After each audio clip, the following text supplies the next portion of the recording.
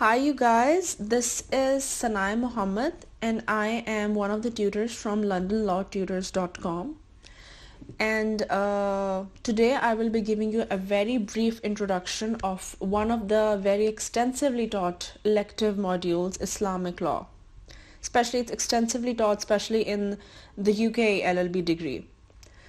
So what is Islamic law?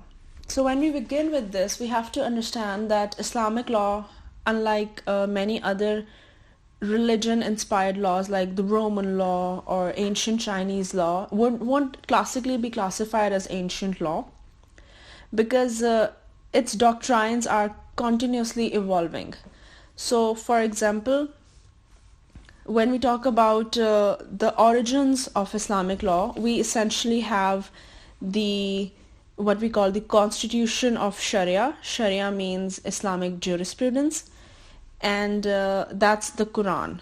And then because the Quran has very vague languages at times, it's best to interpret it in light of the Sunnah or the hadith, which is the way of life of the Prophet Muhammad. So because of this and because of the nature of Islamic law itself, that it's Quran as interpreted by Sunnah, and sometimes the whole presupposition of the law is on Sunnah itself, it's continuously evolving, and that's why it cannot really be classified as ancient law. So the relevance of Islamic law in today's world is that it's especially the personal law aspect of it, like marriage, inheritance, and custody issues of children. It is extensively applied in modern jurisprudence of many Muslim majority states. Pakistan extensively applies it. Tunisian law is heavily based on Sharia. And then also a very obvious example, KSA, Kingdom of Saudi Arabia. Even in the UK actually, when a marriage contract or the custody of a minor, or sometimes in absence of an interstate death, in absence of a will, even the law of inheritance for Muslim parties is applied in the UK courts. So that is how it is relevant today, because it is still heavily applied, though continuously evolving. So when we're talking about Islamic law, we have to divide the study to understand it better into two parts. The first is what I would call the procedural aspect of it, but more appropriately the word is usulul fiqh, which literally translates into rules of Islamic jurisprudence.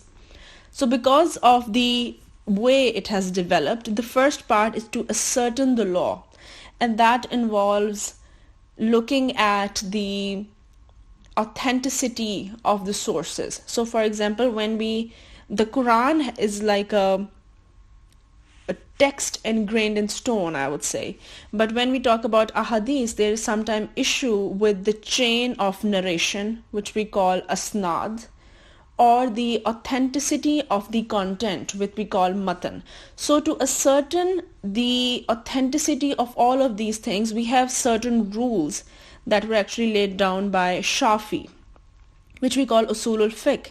And this is portion of Islamic law that I would call procedural study, that is to ascertain the law itself.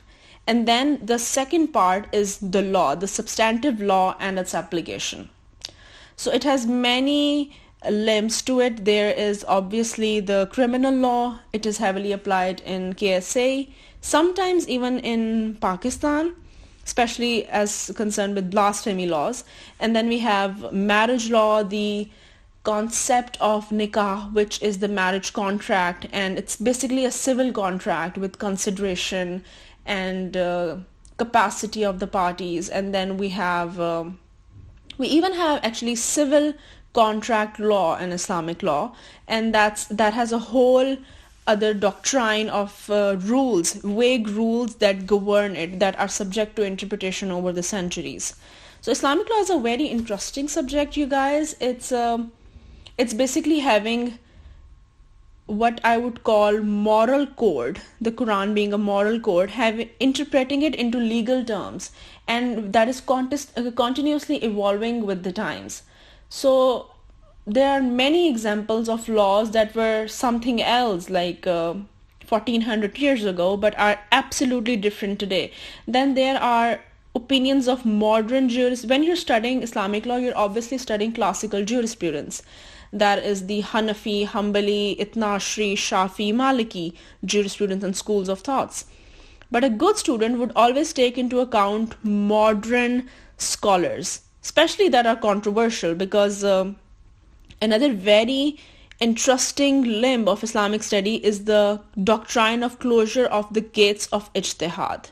So ijtihad literally translates into independent reasoning, in which you come up with new interpretations for ancient laws, as to say. And there are many good modern scholars like Wael Halak, Hisham Kamali, Paul Colson, as well as Javed Ghamdi. So all of these have come up, even Mona Siddiqui and Shaheen Sardar, they have come up with very good arguments regarding the capacity of a woman to consent to a nikah and the requirement of a dower. So you have to study these jurisprudence, and then you have to argue for what you think should be the modern interpretation of a certain text.